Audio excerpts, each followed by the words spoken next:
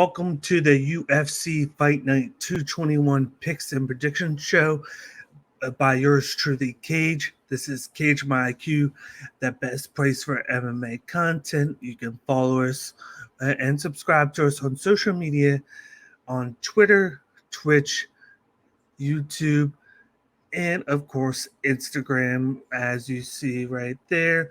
We're broadcasting from YouTube, so if you haven't done so already, please smash the subscribe button down below and make sure that you hit us up in the comment section when you're done watching this. Let me know what you think of my picks and my predictions, and give me who you think are going to win at UFC Fight Night 219. But also, please do us a favor and smash the like button. It helps us out with the algorithm and to get more people to watch all this, because I'm doing this for all you guys, to help you guys out to get ready for this very good UFC Fight Night card. But of course, before we break down into the picks and predictions, I want to give a shout out to our sponsor at W Energy. Use promo code CAGEIQ to receive 10% off your next purchase. You want to go to W Energy because it's basically the energy drink that you use to help you get through the day without the crash at the end. They use great products, great ingredients, and that is my choice of drink when I'm waking up in the day to get ready, to get energized, so that I don't have to worry about the crash later on in the day. So once again, W Energy, promo code CAGEIQ to receive 10% off your next purchase. Let's get started with the first breakdown. On the card, we got a prelim flyweight matchup between Tyson Nam going up against his opponent Bruno Silva. As you see right here, Tyson Nam is coming in as the plus 135 underdog, whereas Bruno Silva is coming in the minus 165 favorite. This is going to be a great matchup here. Tyson Nam got the shocking win in his last time off against O'Day Osborne. This is a guy that's just very good at dictating the pace. He stands in the middle of the octagon. He doesn't move too much so that when he throws, he can put a lot of force into it. One of the downsides of that, though, is he's usually low volume. He's always the one trying to counter you with one of those big shots, and he tends to leave his arms down while doing so, and he puts himself in situations where he can get knocked out or get taken down in fights, and that's why he has that mixed history in UFC. It's because he is more about fighting aspect and being able to get those open shots rather than just throw caution in the ring, put a lot of volume in. He wants to get that perfect shot, and he was able to get that last fight. He wasn't winning the volume game in that first round, but then he caught O'Day when O'Day went for that jumping attack, placed it right into the chin and slept him and got the finish there. He's going up against a guy in Bruno Silva who trains with Henry Cejudo. He has a really good grappling background, but then he also has power in his hands. He's going to push the pace on you, throw those overhand shots, mix in the grappling. But of late, it's been the power game, and he tends to get power happy in fights, and it puts him in bad situations. This is going to be a fight where it's going to be either Tyson Nam can dictate the middle of the pace and catch him with one of those shots, or it's going to be total domination by Bruno Silva. He's going to be able to get inside of Tyson Nam, take him down, limit what Tyson Nam can do with the power game and controlling the pace, or he's going to go in there, fake the takedowns, and then he's just going to go from side to side and look for those power shots on Nam, not allowing Nam to dictate where the fight's going to be, and he's going to sleep Tyson Nam. I'm going to go with Bruno Silva first round knockout here. I think he gets it done. Nam had a great last fight, but I think Bruno Silva is the better prospect here at the moment.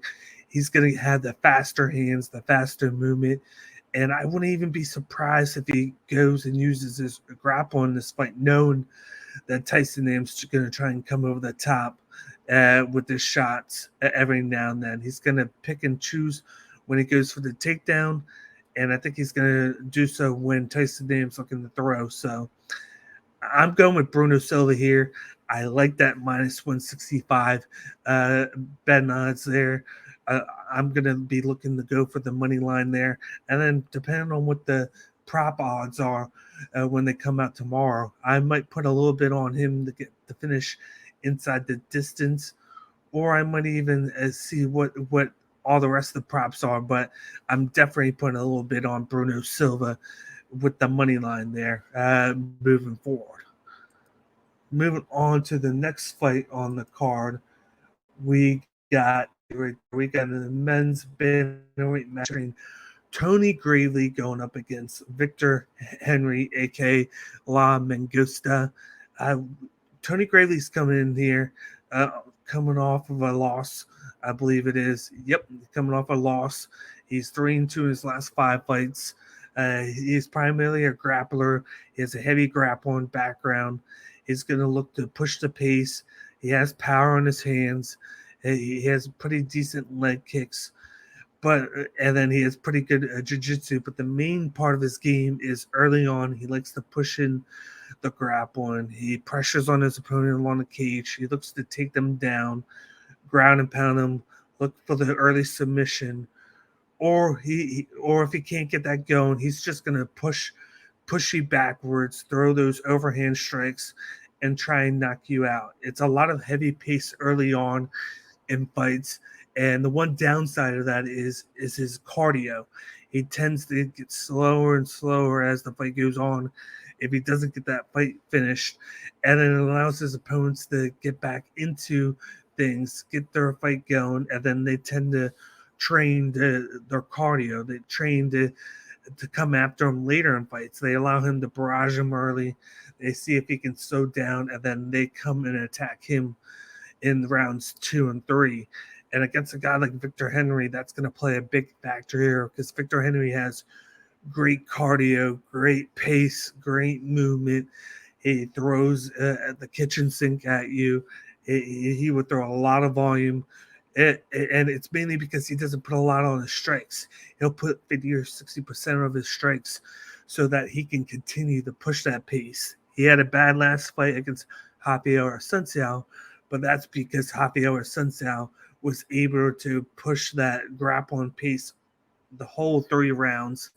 He was able to get Victor Henry out of his element. He controlled the center of the octagon, and he was able to duck undershots and to take him down. Whereas a guy like Tony Gravely in this matchup, he's just going to look to plow forward, get you up against the cage, and take you down. He's not looking to control the middle of the octagon. He's not looking to counter you. It's just he's trying to outpower you.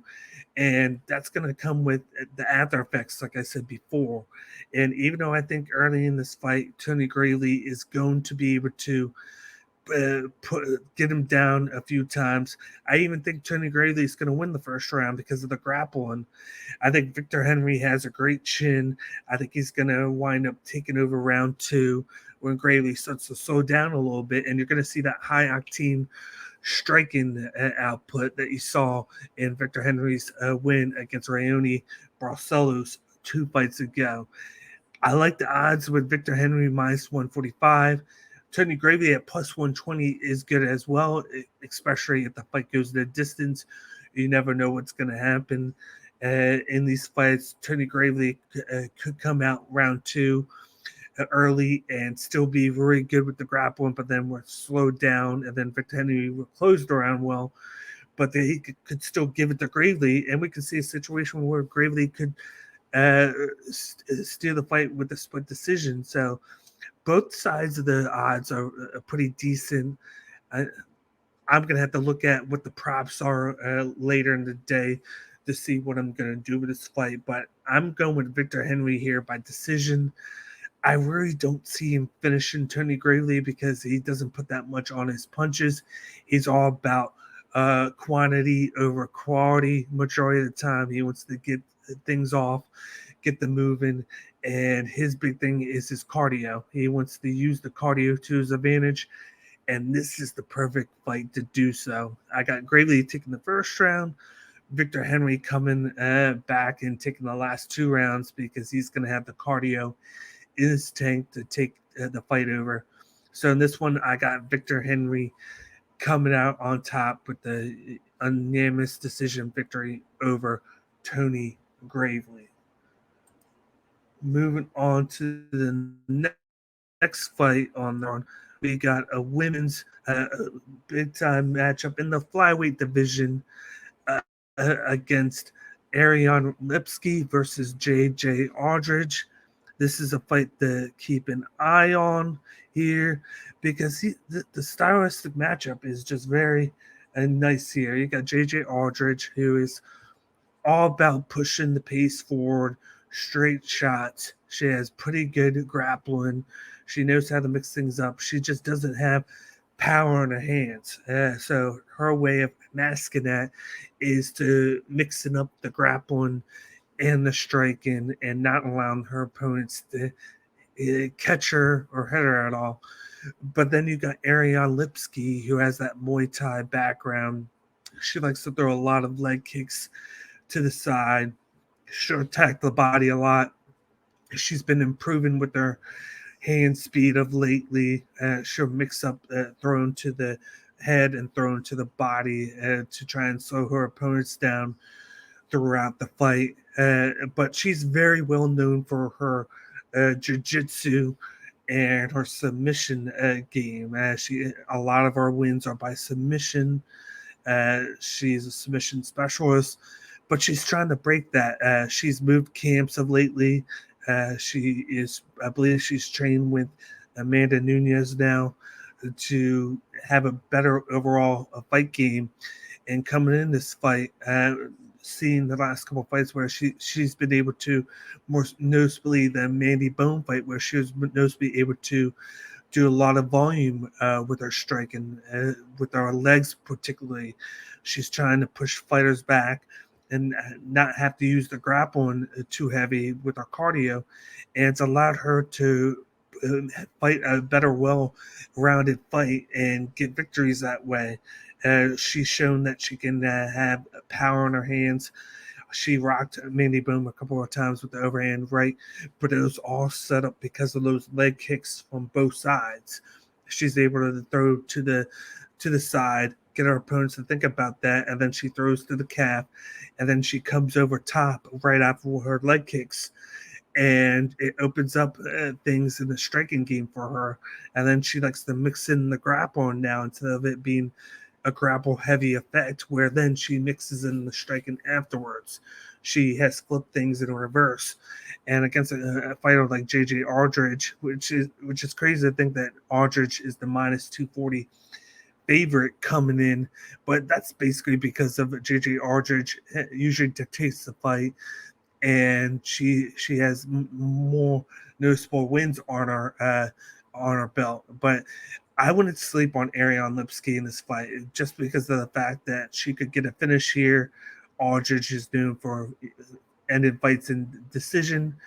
This is a fight that I could see either Lipsky winning inside the distance with a rear naked choke, or the fight goes to the distance here.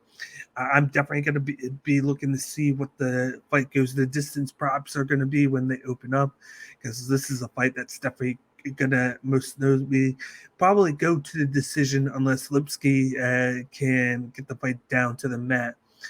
But I'm going to go with the underdog here at the moment. I've been 50-50 on this fight just because of the fact that we don't know how Lipsky is going to come into this. We know what we're going to get from JJ Aldridge. And JJ Aldridge, her one weakness has really only been her takedown defense and getting up from takedown. So it's going to be what kind of game plan is Lipsky going to come into this fight with?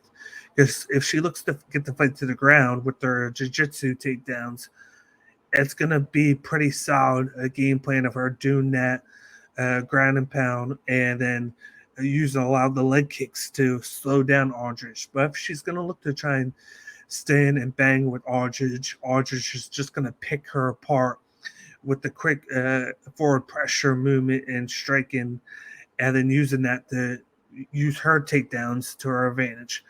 But I'm going to go with ArielLipsky by decision here.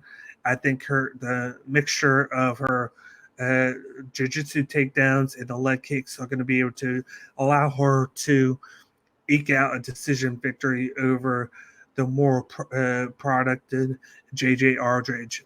And I just think that in a 50-50 fight like this, you got to go with the underdog here, especially when the underdog is plus 200 odds.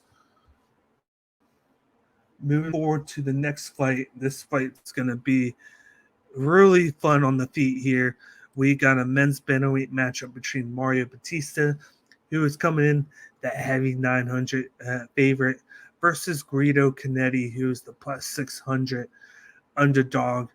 Guido Canetti throws a lot of leg kicks from the Muay Thai stance. That's why he is who he is. And he is over 40 years old. He pushes the pace. He has that Muay Thai stance. There's a lot of leg kicks. He tries to mix in the overhand power shots, but the heavy leg kick game is usually what kills him in a lot of fights. He'll throw a lot of leg kicks. He'll spam it, and then he'll get caught trying to switch from the leg kick to the hands, and then he'll get finished in fights. He's been able to look good the last couple of fights because he's been able to do less leg kicks and more overhand shots. He's been very good with the hook. He's been able to push forward instead of getting pushed back, which has been a detriment in his career. And against a guy like Mario Batista, who throws a lot of spinning attacks, especially a spinning back fist, he'll come in with the flying knees. He has that long length. He throws leg kicks with himself. He grapples. It's going to make things difficult for Guido Canetti to push forward and not get his game plan going, because Mario Batista, I think, is going to try and utilize the takedowns in his fight, utilize the knee. He's going to utilize the forward pressure to keep Guido Canetti from moving forward, because when Guido Canetti is moving backwards, he's very vulnerable and very weak. And we've seen the impact that Batista has had when he is pushing the pace forward and he is the one getting the offense out. And when you look at the heavy odds, that the odds makers are thinking the same thing as well. They're thinking that with the more well-rounded fight game, that Mario Batista should be able to dominate this fight, control the pace, mix the striking with the takedowns, and get the finish early. I see this as being a situation where it's either, I feel like the fight's going to end in the first round, or it's going to go to decision, because we've seen in situations where Mario Batista has been able to get these weird submission victories early, but if he doesn't get those early finishes, boom, his fights go to decision because he's too busy throwing those high knees and then taking the fight down and just ground and pounding, and it wears out a lot of time in the clock. And then before you know it, the fight is ended. But when it comes down to it, I'm going with Mario Batista. I think it goes to decision, because I don't think he's going to be the type of guy that finishes Canetti on the feet. He will have his chances if he can get the fight down to the ground, but Guido Canetti is usually a guy that can move forward and get up. He has pretty decent get-ups. It's just that he has a bad chin, and then when he's moved backwards, he tends to get caught. Mario Batista is not going to capitalize that, but he's going to dominate this fight with the mixture of striking on the feet and grappling. I wouldn't be surprised if the fight is on the ground for more than 10 minutes, because you're going to see Batista jump into the clinches and then take down Canetti and then do a lot of that control and ground and pound in this fight. So I'm going to go with Mario Batista by decision in this matchup. And I'm either going to sprinkle a little bit on the under 1.5 rounds, or I'm going to go and see what the odds are with the fight to go to decision here. But it all depends on what the odds are when they come out. But I'm going with Mario Batista in this matchup.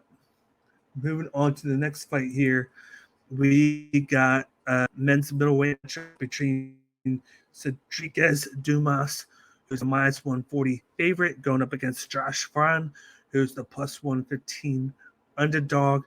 We got a prospect in Dumas who's coming in here with that kickboxing Muay Thai background. He's only had a few fights under his bag as a pro, but he has that power and that kickboxing style. He forces the pressure forward. He just has that has the skills that you need to be a star in the future. But when you look at his past, he's fought a lot of guys who are just coming in, who have bad records, basically cans who you expect him to beat. And in a couple of those, he struggled early on, but then got the victory later in the fight. And he's going up against a guy in Josh Fran. I believe he's the underdog just because of the last fight that he came in. Of course, he got submitted by Tresean Gore. He's 0-2 in the UFC, but when you think about it, he took a fight on short notice against Hernandez, who is a tough guy to come in, who just pushes pressure, and he took him Josh Fran down many times, and Josh Fran was still battling to the end in that fight. And then the Tresean Gore fight, I felt like Josh Fran was getting the better of Tresean Gore before he went for the low takedown, and Tresean Gore was able to catch him with the guillotine choke and get him to tap. But I see Josh Fran as a guy who's pretty good at everything. He's good with his grappling. He has that wrestling background. He has good striking with his hands. He has recently mixed in leg kicks and thigh kicks into his game plan. So he's developed a really overall good game plan in his fights, and he has a pretty decent chin. He's taking shots, and he's able to roll with the punches and throw some back. And I think a lot of guys are going to come in on Cedricus Dumas in this fight just because of the prospect availability there and the fact that he has the power shots and he's been able to finish guys. But I'm going to go with the underdog here. I'm going to go with Josh Fran here. I like the plus 15 odds. I like his game plan. I like the fact that he has that grappling background. I feel like he's going to utilize it in this fight where he's going to throw leg kicks early. They're probably going to trade leg kicks a lot early, but then you're going to see Josh Fran look into changing levels and look to take down Dumas. And we have to see what Dumas can do when it comes to his takedown defense. We got to see if he can defend those, because if he can't, then this is going to be a favorable matchup for Josh Fran. But if he can duck the takedowns and throw volume at Josh Fran, get him moving backwards, Dumas is going to have chances to finish the fight inside the distance. I think Dumas is going to be the one who can get the fight finished early, but then Fran is the one who can just take this fight in the water, like heavy waters, pressure Dumas, get him down, or throw higher volume than Dumas. I just think Dumas has that knockout power that it will be able to combat that. But I'm going with the underdog here. I think the only reason, like I said, that this fight is more of a 50-50 is because of the Dumas capabilities and the fact that what we've seen in the last two fights of Fran. But Fran is no slouch here. It's just that he made one mistake in that Tresean Gore fight, and it cost him a victory there. But I'm leaning towards Josh Fran by decision in this matchup. I think he's going to just grind out with his wrestling, and he's going to try and limit what Dumas can do on his feet. So once again, Josh Fran by decision. Let's move on to the next fight on the we got bantamweight matchup between the veteran Raphael Assuncao going up against Davey Grant. Raphael Assuncao coming in the plus 135 underdog, and then Davey Grant is coming in the minus 165 favorite. We know who Raphael Assuncao is. He is the counter artist. He is like a mainstay from the old style of fighting where usually he was able to take advantage of the one fighting style opponents, and then he was able to dictate the pace, get a low volume fight, and then knock out guys there. But now we've evolved into a fight scene where a lot of guys know two different fighting styles. So they're not just like a specialist. And since then, Javier Assuncao has not done so well, but he's still able to dictate the pace of the fight. He's able to slow things down, counter his opponents, and even if he loses, it's still like a low volume grunge out fight where they have to very dig deep to beat him.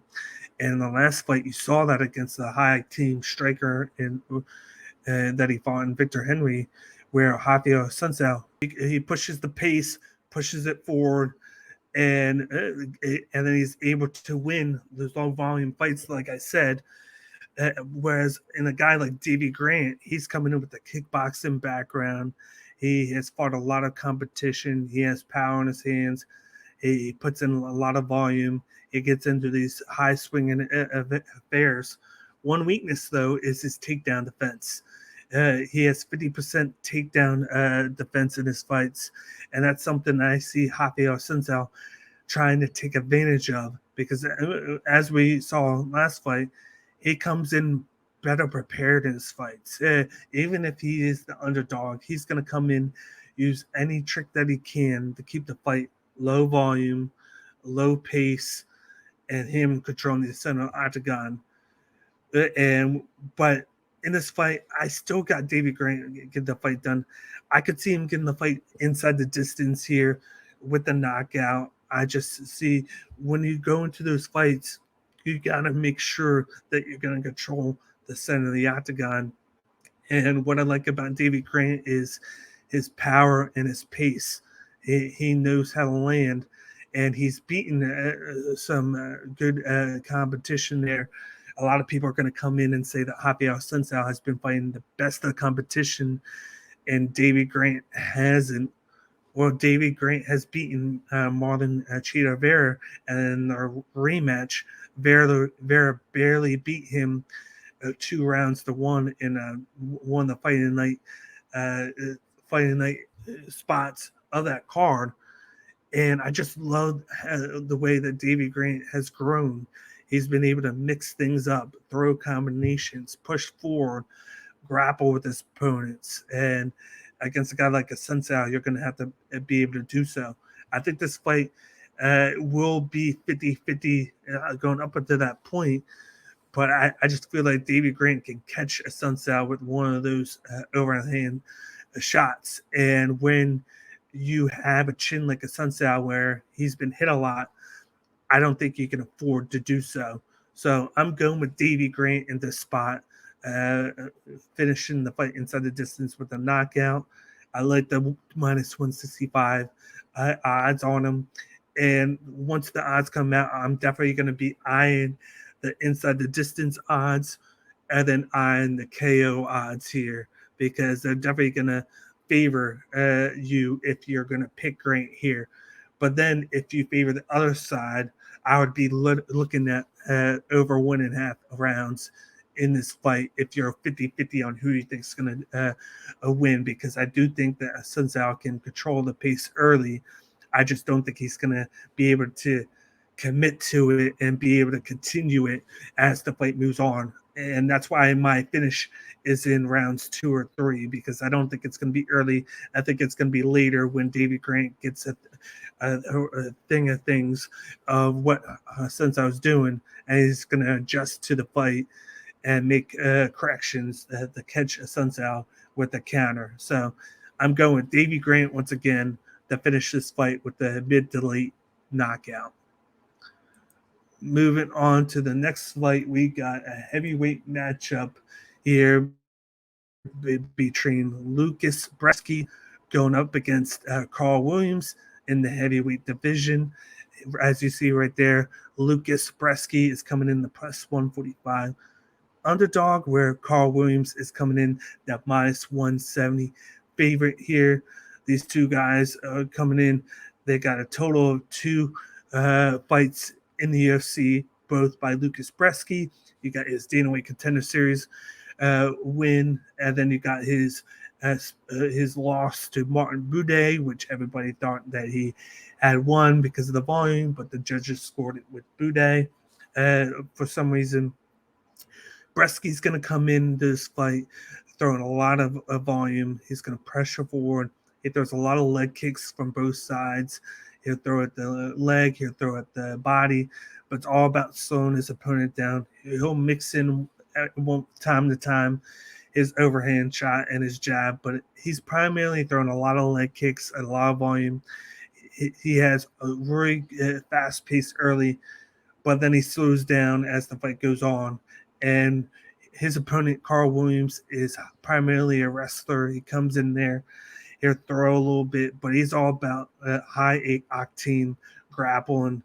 He's going to rush forward, look to take you down, ground and pound you, and look for entries into submissions. I thought it was pretty great what he did in his last fight against a heavy Penn State wrestler in Lawson, where a lot of people thought Lawson was going to come in and just take him down time after time with the pressure and look to ground and pound him, but it was actually the opposite. Carl Williams came in and dominated him on the mat, and I see a lot of that in this fight, and that's why the odds makers are going with minus 170 on Carl Williams, because even though Breski has the 2-fight advantage in the UFC and he has the striking advantage, he tends to slow down as the fight goes on, and then Carl Williams has that high-level grappling background where he should be able to take down Breski, control him on the mat, wear on his cardio, wear him down, and get him to the point where he can control the mat for a majority of the fight and limit the volume that's going to be thrown by Breski. Because if Breski can get that volume out, it's going to be an advantage on him because of the limited striking with Carl Williams. But if Carl Williams can get the fight to the mat, it's going to be beneficial to him and his game plan, because he'll be able to ground and pound and just wear down Breski's energy tank and take the fight to deep waters, which I like this fight to get to. And I just love the minus 170 odds here. I think I would have thought that he would have been the underdog, but a lot of the people know that the wrestling is going to play a big factor in this fight, so that's why they're leaning towards Williams with the odds here.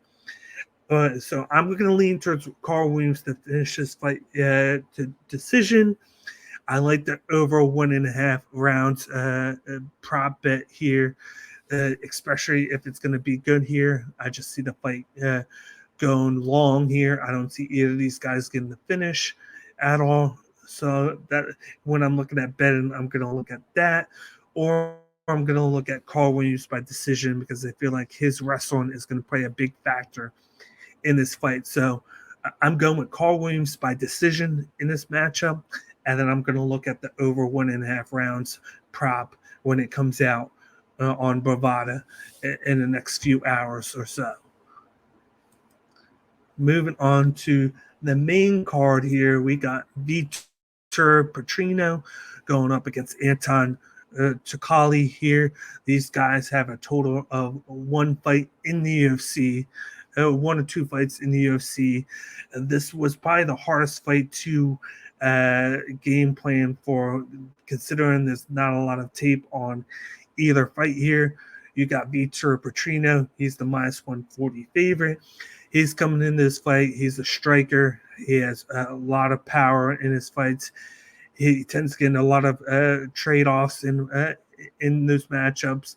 But then he somehow comes out on top with those overhand power shots. In one of his last fights, he was losing, and then he got knocked down. But then he came back and came from behind and won with the knockout. But it's all about the striking with him. And he has a lot of finishes under his belt. So that's one of the reasons why the odds makers are giving him the slight odds here as a favorite. But then you got Anton Takali.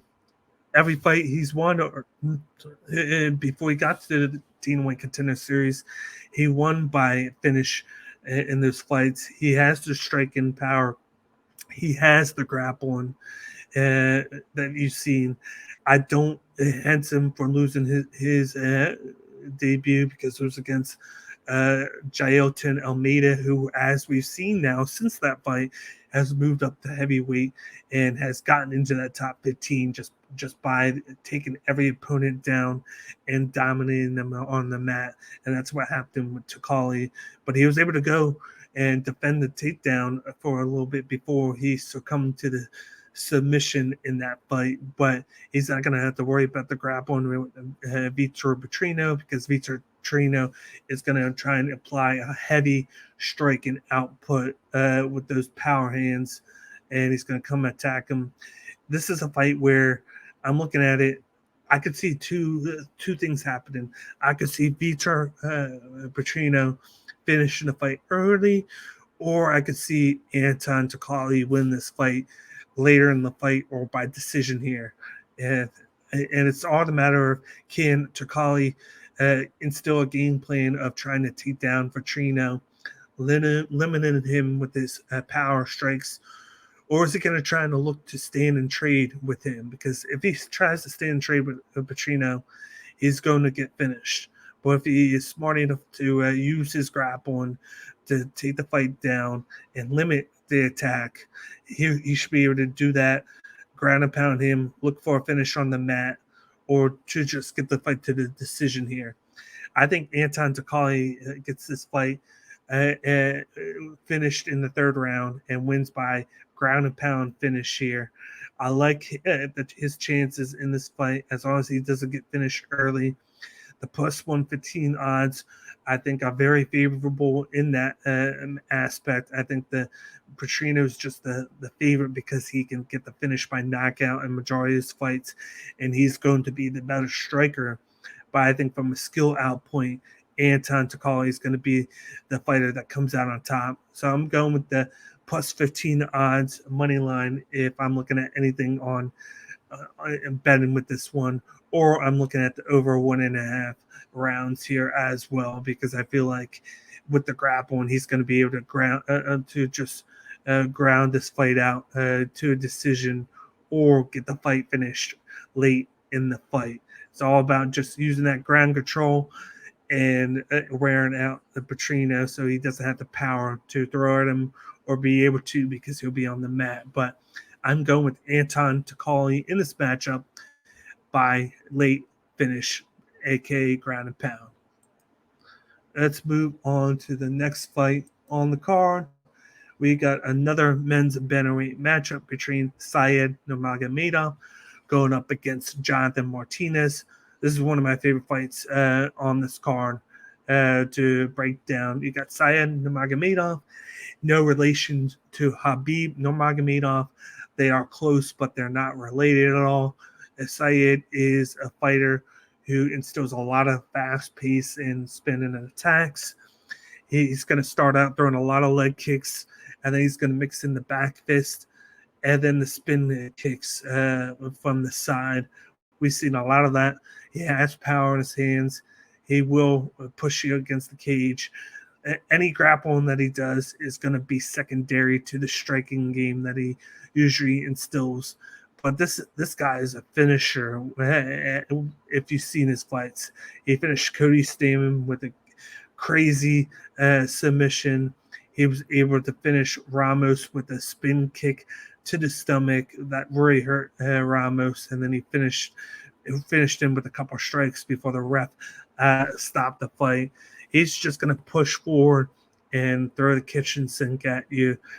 And then you got the Jonathan Martinez, which shockingly he's the plus 160 underdog here. He has that kickboxing background. He's going to want to fight from a distance, There are a lot of leg kicks. He's going to mix it up from the calf kick to the body to the head, and he's going to throw that overhand hook over top with his reach to try and knock his opponents out. You saw in that fight against Cub Swanson, he was able to use the reach to get the better of Cub Swanson. And we don't really know Jonathan Martinez as a finisher. All of his fights up until that point were won by decision because he's just hanging back, throwing those leg kicks, throwing the volume, and then countering every now and then as opponents and not giving his opponents enough area to throw at or to shoot at him because he's so far back because he's tall for the division. But then he got Cub Swanson, and he's shown improvements with his hands, and that he can come over the top and finish guys here. And I really just like this stylistic matchup because it's a guy that's going to throw the kitchen sink at you, but then it's another guy who's going to look to hang back, let you throw, and then he's going to counter with both his hands and his legs. And this is a fight that's probably going to go over 1.5 rounds because just like I said, if you take out the last fight against Cub Swanson, every fight went the distance. Every fight went 3 rounds. And with Syed Nurmagomedov, two or three of his fights were finished early, but other than that, he's had several fights that go to the distance. So it's telling you that more than likely there's a good chance that this fight's going to go to the latter half of the fight, or if anything, it's going to go to the decision. And I see this fight as being Syed Nurmagomedov getting the finish mid to late, or Jonathan Martinez by decision here. Because if Syed Nurmagomedov is not going to get the finish, I think Martinez is the guy who is going to have the volume to upset Nurmagomedov here, because he's going to throw more leg kicks, more hands. He's going to be able to fight from the distance, make Nurmagomedov come to him, and that has benefits when it comes to the volume game, because we haven't seen Nurmagomedov push out high volume in fights because of finishes or fights going to the mat within grappling. We haven't seen that happen with him yet, but we've seen Martinez throw a lot of volume. But this is where I'm going to throw things in reverse. And I'm going to pick Syed Nurmagomedov to win by round two knockout here, because what we do know on Martinez's side is he has been prone to be finished in fights. You look at the Davy Grant fight. Davy Grant was getting pieced up by Martinez, but Martinez lounged forward for a strike, and Davy Grant was able to counter it and throw his overhand strike, and he was able to knock him out there. So we've seen fights a couple of times where Martinez has made mistakes and he's been finishing fights, and I could see a situation where we see that spinning side kick from Nurmagomedov coming into play, or the spinning back fist where he catches Martinez just out of place and he stuns him, and then he finishes him with more shots. It's not out of the realm to happen because we've seen it before from Syed, and then we've seen it happen to Martinez before. But I'm leaning towards the round two knockout from Nurmagomedov via finishes. I think he gets it done. I think he stuns him, and then he gets the referee stoppage with the ground strikes to end the fight. But I wouldn't be surprised if that didn't happen, that Jonathan Martinez were to win by decision. So I'm leaning towards Syed Nurmagomedov in this fight. I'm also going to bet the over 1.5 on it, because I think the fight's going to move forward without both the guys striking paces on, and with the fact that Martinez fights from the distance. But if you're leaning towards Martinez, I would favor the fight goes to decision odds as a bet, just because the majority of these fights are won by decision, and I don't see him finishing Syed Nurmagomedov at all. But to end it, I got Syed Nurmagomedov by second round finish. Moving on to the next fight here, we got Ricardo Ramos going up against Austin Lingo in the featherweight division. Ricardo Ramos comes in the minus 300 favorite, whereas Austin Lingo comes in the plus 230 underdog here. Austin Lingo is the pressure fighter here. He's going to move forward, throw leg kicks, throw the overhand shots, but it's all about forward pressure with him. He early in his UFC career, he was getting finished, and then he was able to dictate the pace as he wanted to. But then the last two fights, he looked a lot better, dictating the pace, moving forward, even grappling and taking his opponents down a couple of times. But it's all about pushing forward, getting the guys move back, and throwing those overhand power shots at him. And the one weakness with him is really leaving his face open, and then his and then his cardio. He tends to wear it down later in those fights. He's looking to try and either finish the fight early or build in the lead early, and then just hone it so that he can manage the cardio that he has. He needs to do a better job of managing that. Whereas on the other side, Ricardo Ramos is primarily a Brazilian Jiu-Jitsu grappler. He has good takedowns within the body lock. He's going to look to get the finish on the mat if he uses the grappling, but he throws a lot of spinning leg kicks and back fists. So just like in the last fight, you're going to see a lot of those, a lot of the pushing forward, a lot of the pace. He's very quick. He has great movement. He switches stances. He's always trying to look for the better like entries with his leg kicks. And against a guy like Austin Lingo, who's going to look to fight forward, he might have good looks here, and that dictates why the odds makers are going minus 300 towards Ramos, is because of his output, a lot of the fights that he's fought, the competition that he's fought, the finishes that he's had, and just the game plan that he has. If those leg kicks are going to be lethal, he's going to be able to back up Austin Lingo with the leg kicks. Austin Lingo is not going to be able to push forward as much because he's going to respect the striking of Ramos, who has those quick overhand shots as well. He has the quick movement. He's going to be the faster fighter, and he's able to do it for 3 rounds. He has the better cardio. I just have Ramos win this one. I see him doing it, though, by decision, and then I like the over 1.5 odds in this fight as well. Even though he's the heavy 300 odds favorite, I don't think he gets the finish here. I like the fact that Austin Lingo could probably grapple up with them, try and push forward a little bit. It might be that back and forth fight where it could be one of those sneaky split decision fights, because if Austin Lingo can get the fight going his way early, Ricardo Ramos is going to have to come from behind and showcase a lot of that striking once he tires out to try and get the fight back in his favor. But I do think Ramos gets it done by decision here. I just think those leg kicks and the spinning attacks are going to be too much for Lingo.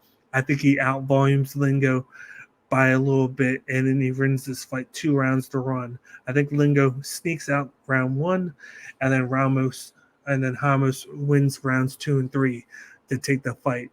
So once again, I got Ricardo Ramos by decision in this matchup.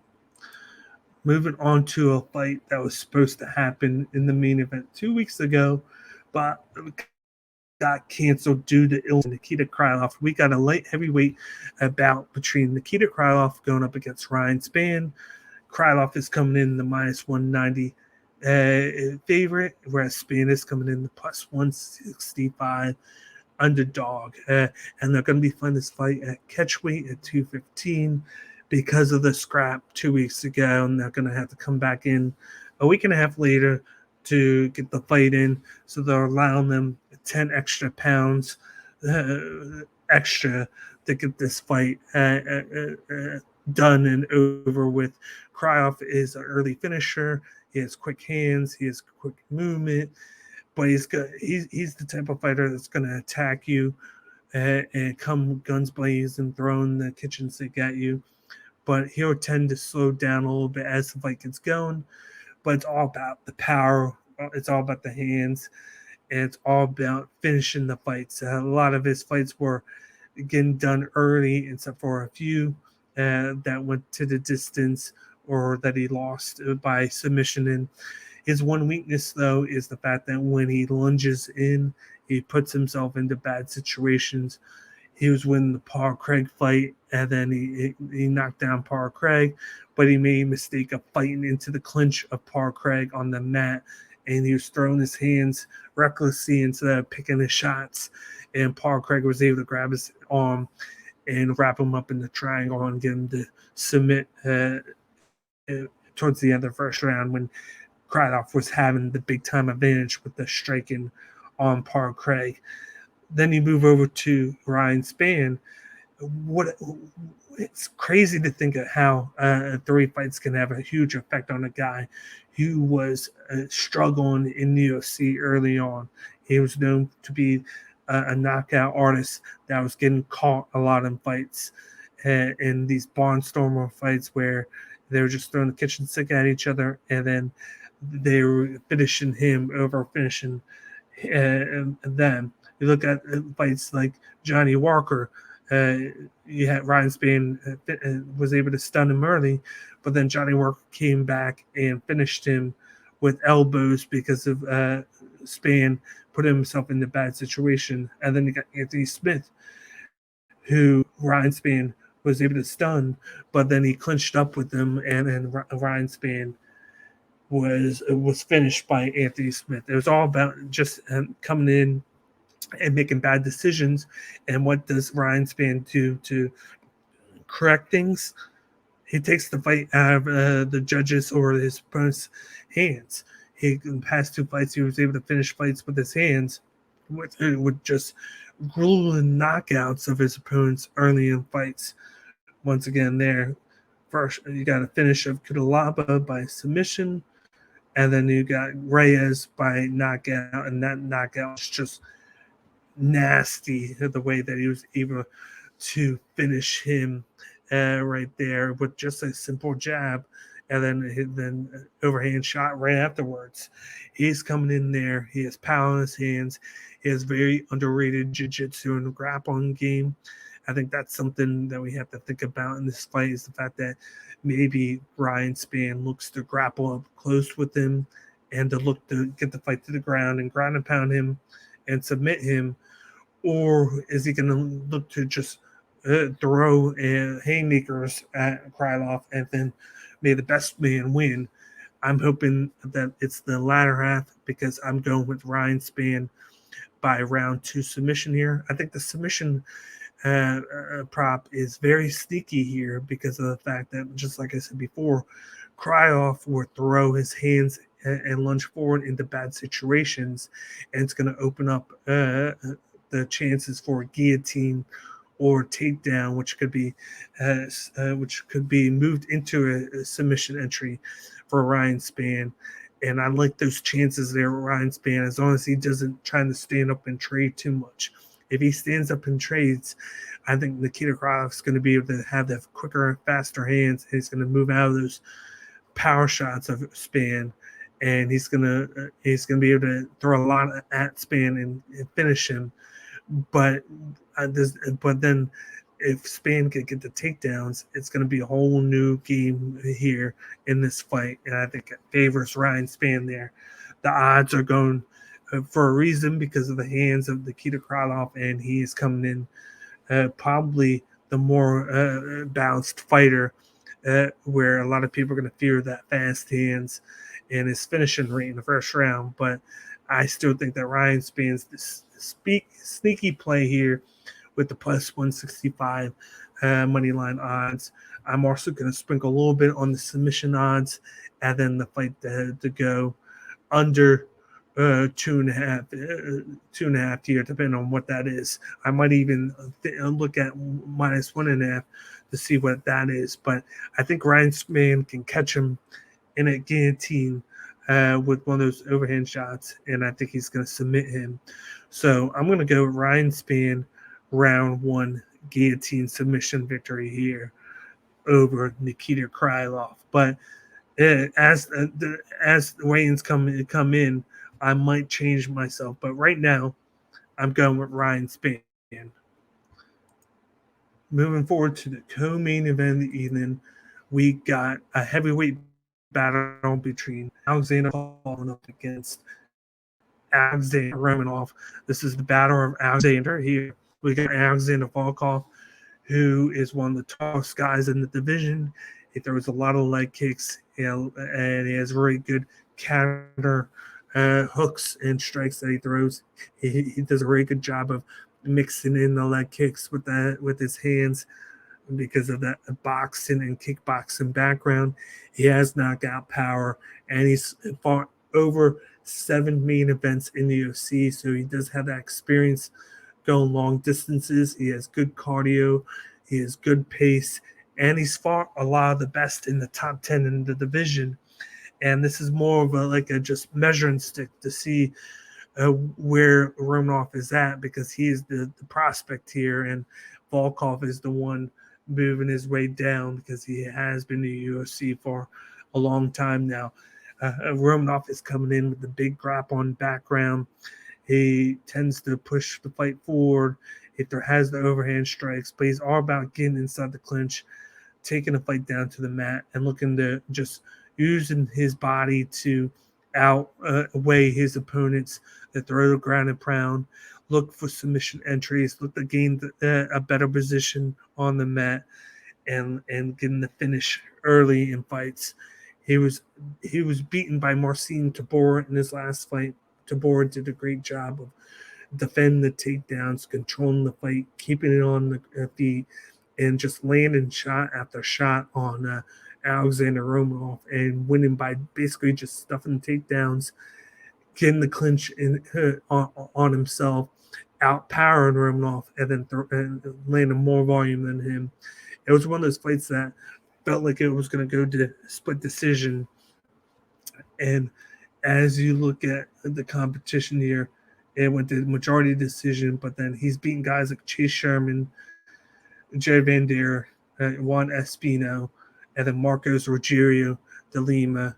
Whereas if you look at Volkov, Rosenstruck, he lost to Aspinall, he beat Tabor, lost to Siragan, and then he beat Alexander Alistair Overeem. So the two losses that he's had were two guys at the top of the division there that were able to grapple or outstrike him.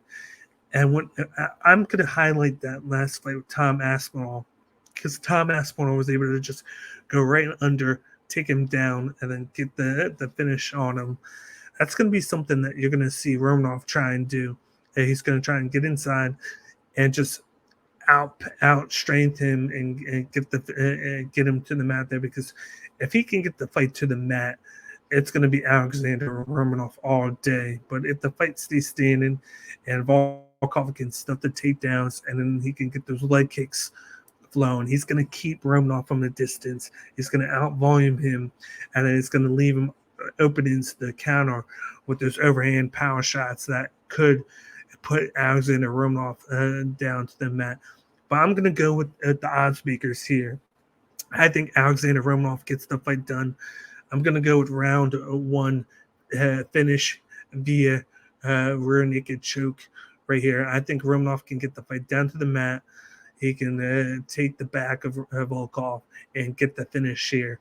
So I'm going to look at the minus 130 odds with the money line on Romanov when it comes to betting. And I'm also going to look at the under 1.5 rounds here as well.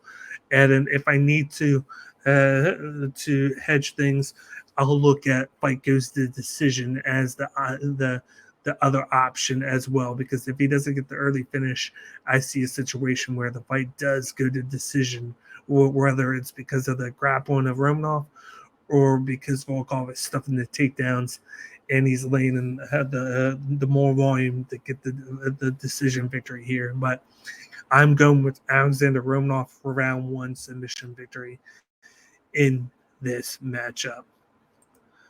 Let's move on to the main event of the evening. We got a 5-round fight in the bantamweight division in the top 5. right now. We got Petr Yan, the minus 245 favorite, going up against Merab Dvalishvili, who is the plus 190 underdog here. This is going to be a banger of a matchup. I can't wait to watch it. You got Petr Yan, who likes to fight from the Muay Thai stance. He also has a kickboxing background, boxing background, and a grappling background, of course. You saw that in the last fight, even though he lost to Sugar Sean O'Malley by decision. It was a close fight. He was able to use his takedowns to limit, of course, Sean O'Malley, but then he started to get a little bit tired, and you could see that whenever they weren't grappling and the fight was staying, and that Sean O'Malley was piecing him up with that distance game, because O'Malley has that height advantage over Petr Yan, and those leg kicks and overhand shots were just vicious in that fight. But this is going to be a different style fight for him, because he's going up against Merab D, who is a high level like freestyle wrestler. He's going to look to push the pace forward, throw leg kicks, throw overhand shots, and then look to take him down, Petr Yan down, over and over and over again. He has that high motor. He has that high cardio. He trains so that he can look for the single leg takedowns or the double leg takedowns over 10, 15, 20 times in this fight.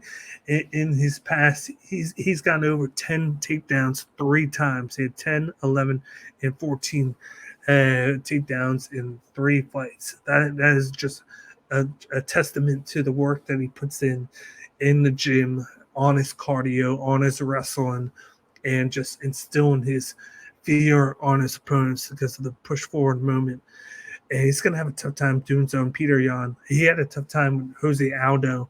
He got 0 takedowns in that fight, but he was able to use that to counter with the striking. And then Jose Aldo was getting tired of stuffing the takedowns, because it's a hard time stuffing 10, 15 takedowns, and it puts a toll on your body. And in this fight, what's going to dictate the fight is who's going to dictate their style fighting here for all 5 rounds. Or are we going to see like a little bit of Yan early, or a little bit of Merab early, and then a switch later on? Because 5 rounds changes the fight. In 3 rounds, it's a lot easier to dictate your fight and then allow the other to just counter off of that. But in this one, you're going to have to really game plan and really have a great way of coming into this fight, knowing what you're going to do. I think Petr Yan is going to look to throw a little bit early. He's known for starting out slow in fights, but he's going to look to try and instill the fight early, because he's going to need to, because you're going to see Merab look to push forward early and then to just go after Petr Yan, catch those legs, use the single leg to get the double leg entry to take him down, to get the fight to the mat, and just wear on him all fight, because a lot of what Merab does great is derived from his wrestling and his takedowns. He has great grappling, he has great ground and pound, he has great like movement within like moves on the ground. He's great transition wise. He does a really good controlling his cardio. It's just going to be how he does on his feet, training volume, which is the scary part, because that favors heavily into Petr Yan's warehouse. He has great boxing. He has power with his boxing. He has great leg kicks. He has a very good knee in the Muay Thai clinch.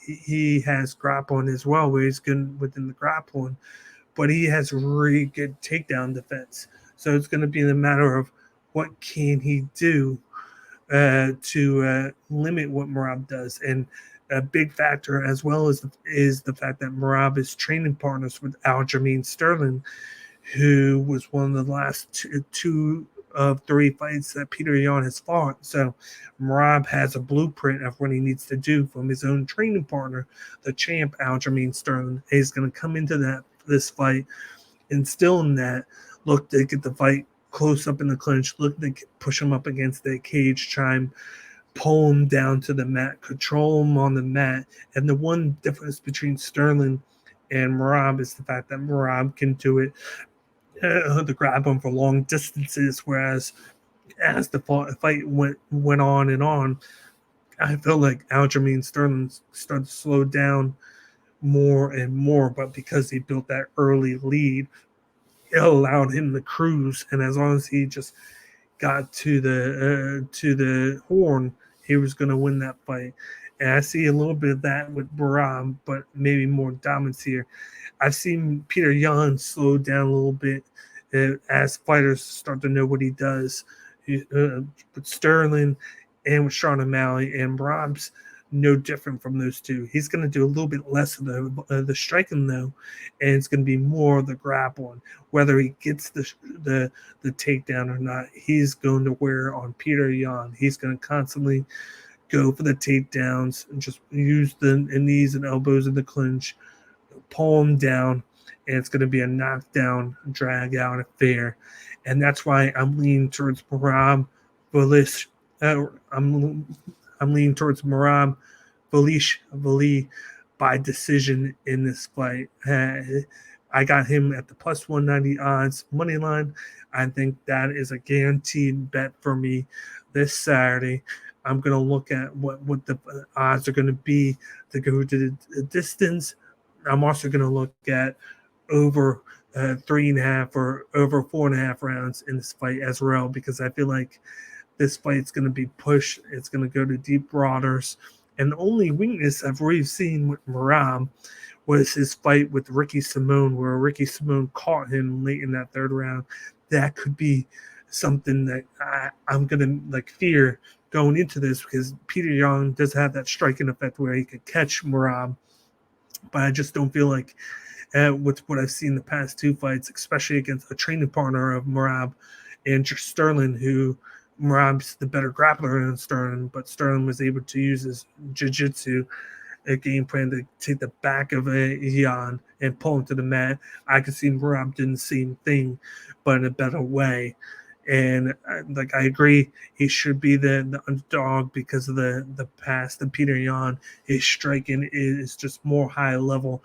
It's just that when you have a very good grappling background, it's going to be something that you have to use against Petr Yan, because he's shown cracks in his game when it comes to defending that against guys that have more power than he does. So Merab Dvalishvili by decision is my pick, and then I'm looking at fight goes the distance or one of those over 3.5 rounds odds that are going to be based on Bovada, but I'm going to have to look at them later on when they get released to have a definite pick on that.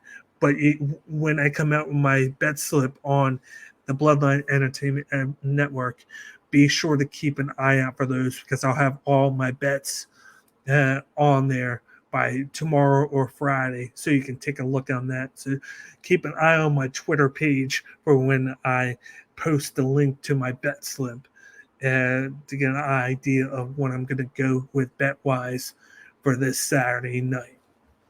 But other than that factor, that wrap things up with today's UFC Fight Night 219 picks and prediction show by yours truly, Cage My IQ.